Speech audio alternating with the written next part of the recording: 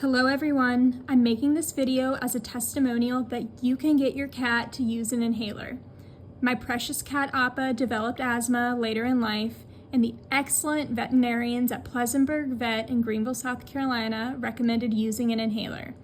I was a little skeptical at first, but knew that the inhaler was the best option for her health. I closely followed the AeroCat training videos and highly recommend them. The training session I'm going to show you is about 3.5 months into our training.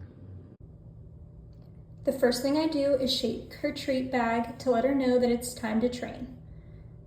She gets very excited and immediately goes to the area that we train every single time. I always give her a treat at the beginning of our training sessions just for coming over and sticking her face into the mask. While she's eating her first treat, I press down the inhaler to get the medication into the spacer. She's a little distracted at the beginning, looking around and looking at the treat bag.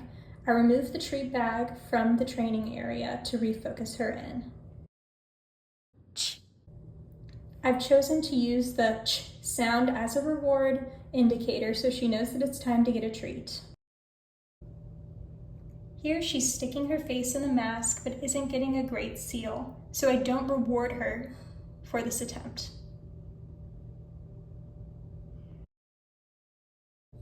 She then takes 1, 2, 3 good deep breaths so she gets her treat. Again, 1, 2, 3 breaths with a treat. At the end of the session, she's doing a better job consistently putting her face in the mask. We are working on increasing the number of breaths before getting a treat. Right now we are on 3 breaths, working towards 4. I have a few additional tips that help me train my cat. First tip is that this is a long process. It took me about 2.5 months to get her where she would take a full breath into the mask. Just for reference, we did 5-minute training sessions, usually about twice per day. My second tip is that motivation is everything. You have to have a treat that your cat is excited about. I also timed her training before breakfast in the morning and a big meal at night.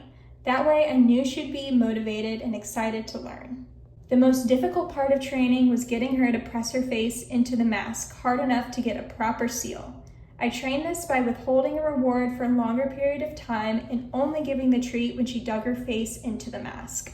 You'll be tempted to press the mask into your cat's face, but never do that because it will likely freak them out and end your training session. Be patient with your cat. This is a slow process, but it is very rewarding. I've seen a great improvement in her breathing.